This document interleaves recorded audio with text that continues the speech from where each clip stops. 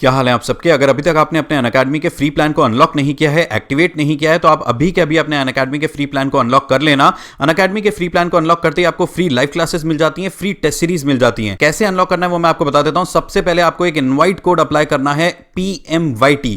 जैसे ही आप ये PMYT कोड लिखेंगे, अनलॉक पे क्लिक करेंगे, आपका अनअकैडमी का फ्री प्लान अनलॉक हो जाएगा और उसके बाद आप सभी कैटेगरीज की जितनी भी फ्री टेस्ट सीरीज हैं वो लगा पाएंगे, उनका एक्सेस आपको मिल जाएगा और साथ ही जितने भी टॉप एजुकेटर्स हैं उन सभी की फ्री लाइव क्लासेस भी आप अटेंड कर पाएंगे। आप सबको ध्यान रखना है, जो आपका इनवाइट कोड है वो है PMYT। PMYT लगाते ही आपका अनअकैडमी का फ्री प्लान अनलॉक हो जाएगा। हेलो गाइस, कैसे हैं आप सब। आई होप आप सबकी तैयारी बहुत अच्छी चल रही होगी। जितने भी एस्पिरेंट्स किसी भी गवर्नमेंट जॉब की तैयारी कर रहे हैं, चाहे वो एसएससी हो गया या रेलवेज हो गया, उन सब के लिए बहुत ही अच्छी न्यूज़ है। आईबी ने अपनी वैकेंसीज डिक्लेयर कर दी हैं। उन्होंने ऑफिशियल नोटिफिकेशन निकाल दिया है एसीआईओ की पोस्ट के लिए, 2020 के एग्ज़ाम के लिए। ये सब के लिए गोल्डन अपॉर्चुनिटी है। पूरा देखना है इस वीडियो को। इसमें हम सब कुछ डिस्कस करेंगे। एग्ज़ाम पैटर्न क्या है, एग्ज़ाम एप्लीकेशन प्रोसेस क्या रहेगा, सब कुछ हम इसमें पूरी तरीके से देखेंगे। बिना किसी देरी के वीडियो में आगे चलते हैं।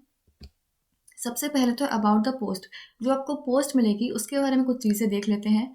ये आपकी रहेगी ACIO सेकंड की post, general central service group C post आपकी होती है। ये आपकी नॉन गैजेटेड होती है as well as non ministerial post रहेगी। अब आते हैं वैकेंसीज पर। वैकेंसीज देखो काफ़ी अच्छी हैं। यूआर कैटेगरी की बात करी जाए तो आपकी 989 वैकेंसीज हो जाएंगी। EWS की आपकी 113 हो जाएंगी, OBC की 417, SC की 360, ST की 121। इन ऑल आपकी 2000 वैकेंसीज टोटल हो जाएंगी। तो काफ़ी अच्छी वैकेंसीज हैं, काफ़ी अच्छा मौका है आप लोगों के लिए इसमें अप्लाई करने के लिए। अब पे स्केल का देख लेते हैं। पे स्केल आपका लेवल 7 का रहता है, ठीक है। इसमें आपकी 44,900 से लेके 1,42,400 तक की रहती है in the pay matrix plus admissible central government allowances. इसका मतलब जितने भी सेंट्रल गवर्नमेंट अलाउंसेस होते हैं वो इसके ऊपर से रहेंगे। Special security allowance at the rate 20% of basic pay in addition to other government allowances, as well as cash compensation in lieu of duty performed on holidays subject to a ceiling of 30 days। तो ये आपका level 7 की job रहती है। पे scale ये रहेगा, काफ़ी अच्छी है। अब आगे देखते हैं। फिर आता है एग्ज़ाम पैटर्न। एग्ज़ाम पैटर्न पता होना बहुत ज़रूरी है। अगर आप किसी और एग्ज़ाम की तैयारी कर रहे हो, तो अगर एग्ज़ाम पैटर्न मैच कर जाता है तो आपके लिए थोड़ा सिंप्लीफाई प्रोसेस हो जाता है कि हमें इसमें अप्लाई करना चाहिए, हमारी जिस लेवल की तैयारी है उसके अकॉर्डिंग करना चाहिए या नहीं करना चाहिए। तो वो देख लेते हैं एक बार। अगर हम बात करें, सबसे पहले आपका टियर 1 होगा। ये केवल ऑनलाइन मोड में होता है, only in online mode. 100 objective type MCQs आपसे पूछे जाएंगे, जो कि 5 पार्ट्स में डिवाइडेड रहेंगे। Each part containing 20 questions having 1 marks each. पहला पार्ट आपका जनरल अवेयरनेस का रहता है, 20 क्वेश्चंस इससे आएंगे। फिर आपका क्वांटिटेटिव एप्टीट्यूड रहता है, 20 इससे आएंगे। फिर आपका numerical, analytical, logical ability and reasoning रहता है, 20 इससे आएंगे। इंग्लिश लैंग्वेज होता है, 20 इससे आएंगे। फिर आपका दिन आता है जनरल स्टडीज़, 20 आपके इससे आएंगे। हर क्वेश्चन 1 मार्क्स का होगा। ओवरऑल आपके 100 मार्क्स हो गए और ड्यूरेशन आपको दिया जाता है 1 आवर का। 1 आवर का टाइम आपको मिलता है इन सबको अटेम्प्ट करने के लिए। अब बात आती है नेगेटिव मार्किंग है या नहीं है। नेगेटिव मार्किंग इसमें होती है, कितने मार्क्स की होती है, 1/4 मार्क्स की इसमें नेगेटिव मार्किंग होती है। तो आपको ध्यान रखना है इस चीज़ का भी। अगर आप टियर 1 में क्वालिफाई कर जाते हैं, फिर आपको टियर 2 देना होगा। टियर 2 क्या होता है? टियर 2 आपका डिस्क्रिप्टिव पेपर होता है, 50 मार्क्स का आपका ये होता है। 50 में से 30 मार्क्स होते हैं आपके एस्से के, बाकी बचे 20 मार्क्स वो आपके होते हैं English comprehension and presses writing के। इसके लिए भी आपको 1 आवर का टाइम दिया जाता है। अब अगर आप टियर 1 और टियर 2 दोनों में क्वालिफाई कर जाएंगे, तब आपको टियर 3 के लिए बुलाया जाएगा। और टियर 3 होता क्या है? टियर 3 आपका होता है इंटरव्यू। कितने मार्क्स का होता है? 100 मार्क्स का आपका इंटरव्यू होता है। तो ये आपका पूरा एग्जाम पैटर्न हो गया। पहले टियर 1, फिर टियर 2 और फिर टियर 3, जो कि आपका इंटरव्यू होता है। ये एग्जाम पैटर्न हो गया। अब आगे चलते हैं। अब देखते हैं एसेंशियल क्वालिफिकेशन, कि आपके लिए क्या एसेंशियल क्वालिफिकेशन होनी चाहिए कि आप इसमें अप्लाई कर पाएँ। सबसे पहले तो केवल आपको ग्रेजुएशन करना नेसेसरी है। अगर आप ग्रेजुएट हैं किसी भी रिकॉग्नाइज्ड यूनिवर्सिटी से, तो आप इसमें ज़रूर अप्लाई कर सकते हैं। फिर आती हैं डिज़ायरेबल क्वालिफिकेशन। डिज़ायरेबल क्वालिफिकेशन का मतलब ये है कि अगर आपने ये चीज़ करी हुई है तो आपको प्रेफर किया जाएगा, बट ऐसा नहीं है कि आपको ये सब करना ज़रूरी है। एसेंशियल नहीं है, केवल डिज़ायरेबल है। ठीक है। इसमें क्या है, knowledge of computers, basic knowledge जो होती है कंप्यूटर्स की वो आपको होनी चाहिए, डिज़ायरेबल रहेगा वो। अब एज लिमिट देख लेते हैं, बहुत ही इंपॉर्टेंट पॉइंट है। एज लिमिट देख लेना, 18 टू 27 ईयर्स एज लिमिट है। अगर आप 27 से ऊपर के हैं तब आप इसमें अप्लाई नहीं कर सकते हैं। कुछ रिलैक्सेशन दिए जाते हैं एज लिमिट में, वो कैसे हैं, वो जैसे बाकी सारे जॉब्स में होते हैं ऑलमोस्ट वही है। Upper age limit is relaxable by 5 years for SC ST and by 3 years for OBC candidates. SC ST जो है उनको 5 साल का रिलैक्सेशन मिलेगा और OBC जो है उनको 3 साल का मिलेगा। ठीक है। फिर है upper age limit is relaxable for departmental candidates up to 40 years of age who have rendered 3 years of regular and continuous service. जिन लोगों ने 3 साल तक की कंटिन्यूस एंड रेगुलर सर्विस दे दी है डिपार्टमेंटल एग्जाम्स के लिए, तो उनको 40 years का रिलैक्सेशन दिया जाएगा। 40 years एज तक वो अप्लाई कर सकते हैं। ठीक है। इसी टाइप से बाकी सबके लिए भी जो जो रिलैक्सेशन है वो सब यहाँ पे इन्होंने मेंशन करा हुआ है। ये सारे ही पॉइंट्स आप ध्यान से पढ़ लीजिएगा। ओवरऑल अगर मैं बात करूँ तो 18 टू 27 एज लिमिट यहाँ पे रखी गई है। ठीक है। फिर आगे चलते हैं। फिर है आपका सिलेक्शन प्रोसेस। क्या सिलेक्शन प्रोसेस आपका रहेगा, in order to achieve qualitative selection and recruit the best available talent, there would be cut-off marks out of 100 in Tier 1 exam as under। जैसे कि हमने देखा था अभी, Tier 1 एग्जाम आपका कितने का होता है, 100 मार्क्स का होता है। तो इसके लिए आपका कट ऑफ निकाला जाएगा। जो बच्चों का उन मार्क्स से ज़्यादा आएंगे, यानी कि जो बच्चे कट ऑफ से ज़्यादा मार्क्स लेके आएंगे उनको सिलेक्ट किया जाएगा। नॉर्मली ये आपका UR से 35, OBC EWS से 34, SC ST से 33 रहता है। फिर भी ये चेंज भी हो सकता है, फिक्स नहीं है। उसके बाद आपका Tier 2 में बुलाया जाएगा। On the basis of their performance and normalisation of marks in Tier 1 exam, candidates would be shortlisted for Tier 2 exam at 10 times the number of vacancies subject to the candidate scoring the minimum cut off। यानी कि इसमें भी आपका normalisation होगा। उसके बाद जो marks मिलेंगे, अगर आप क्वालिफाई कर जाते हैं फिर आपको Tier 2 के लिए बुलाया जाएगा। और कितने बच्चों को बुलाया जाएगा, जितनी भी वैकेंसीज हैं उससे 10 गुना बच्चों को यहाँ पर बुलाया जाएगा। ठीक है। फिर क्या होगा, on the basis of there combined performance in Tier 1 and Tier 2, the candidates would be shortlisted for Tier 3, that is interview at 5 times the number of vacancies, subject to the condition that the candidate secures minimum 33%, 17 out of 50 in Tier 2 exam. अब आपने Tier 2 दे दिया, कितने marks का था, 50 marks का था। ठीक है। इसमें आपको मिनिमम 33% तो स्कोर करना ही करना है, यानी कि 17 मार्क्स तो आपको लेके ही आने हैं। ठीक है। उसके बाद आपका ओवरऑल परफॉर्मेंस देखा जाएगा Tier 1 और Tier 2 का मिला के, उसमें से शॉर्टलिस्ट कैंडिडेट्स को किया जाएगा और फिर इंटरव्यू के लिए बुलाया जाएगा। कितने कैंडिडेट्स को, 5 times the number of vacancies. ठीक है। और जो ये कट ऑफ है ये वेरी कर सकती है depending on the marks obtained by the candidates. फिर क्या होगा, based on the combined performance in Tier 1, Tier 2 and Tier 3, the candidates would be shortlisted for final selection subject to their character and antecedent verification followed by medical examination.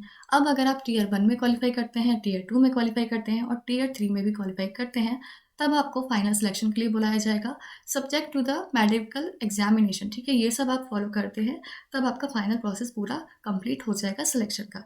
पहले Tier 1, फिर Tier 2 और फिर Tier 3, ये पूरा आपका selection process रहता है। अब आगे चलते हैं, क्रूशियल डेट। हाँ जी, ये बहुत इंपॉर्टेंट है। डेट क्या मानी जाएगी, कौन सी डेट तक माना जाएगा कि हमारी ग्रेजुएशन कब तक कंप्लीट होनी चाहिए या कब से अप्लाई करना है, तो वो सब हम इसमें डिस्कस करेंगे।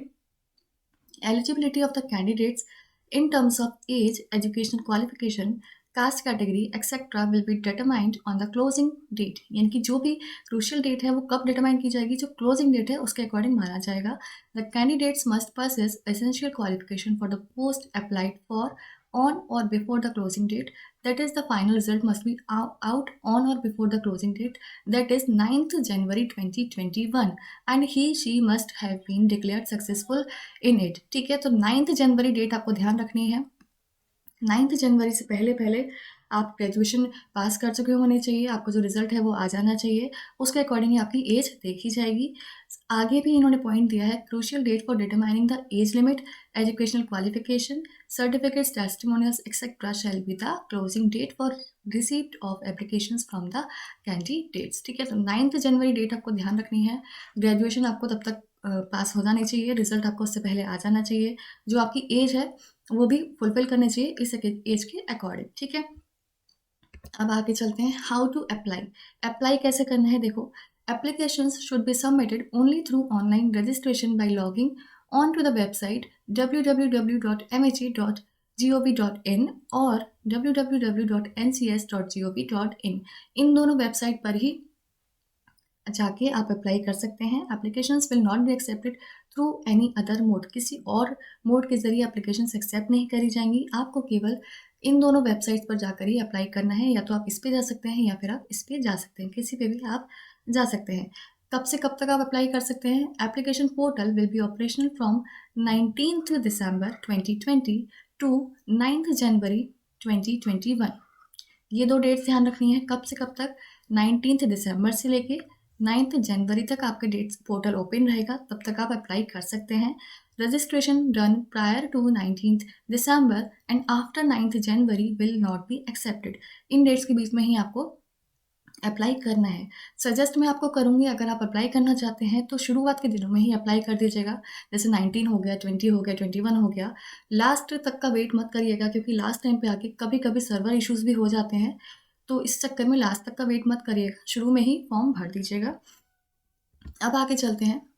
प्रोसेस क्या रहता है, स्टेप बाय स्टेप प्रोसेस क्या रहता है। सबसे पहले तो आपको रजिस्ट्रेशन करना होगा। वहाँ पर registration of personal and contact details, वहाँ पे सब डिटेल्स मांगी जाएंगी, उस टाइप से आपको रजिस्ट्रेशन करना होगा। ये करते ही आपको लॉगिन आईडी और पासवर्ड दे दिया जाएगा ऑन योर ईमेल आईडी, ठीक है, वो आपको नोट करना होगा। फिर वापस से आपको वेबसाइट पर जाकर लॉगिन करना होगा। किसके साथ? जो आपको लॉगिन आईडी ईमेल पर मिला है और जो आपको पासवर्ड मिला है उसके थ्रू आपको री लॉगिन करना पड़ेगा। फिर आपको पूरा फॉर्म भरना पड़ेगा।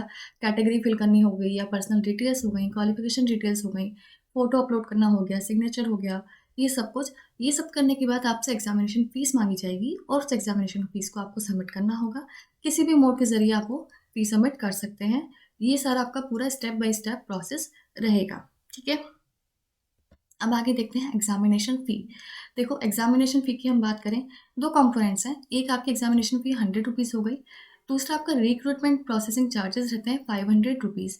अब ये रहेगा कैसे कैसे? जितने भी मेल कैंडिडेट्स हैं of general, EWS and OBC categories, उनको एग्जामिनेशन फ़ी भी देनी है, साथ ही रिक्रूटमेंट प्रोसेसिंग चार्जेस जो हैं वो भी देने हैं।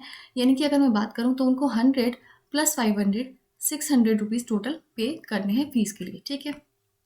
बाकी जितने भी all SC ST, all female candidates and all ex serviceman, ये जितने भी हैं उनको ये वाले जो 100 रुपीज़ थे एग्जामिनेशन फ़ी वाले, ये पे नहीं करने हैं। उनको केवल रिक्रूटमेंट प्रोसेसिंग चार्जेस देने हैं, यानी कि उनको केवल 500 रुपीज़ पे करने हैं। ध्यान रखिएगा, male candidates of general, EWS, OBC, उनको 600 देने हैं। बाकी SC ST जो बचते हैं, फीमेल कैंडिडेट्स जो बचते हैं और एक्स सर्विसमैन जो हैं, उनको 500 देने हैं।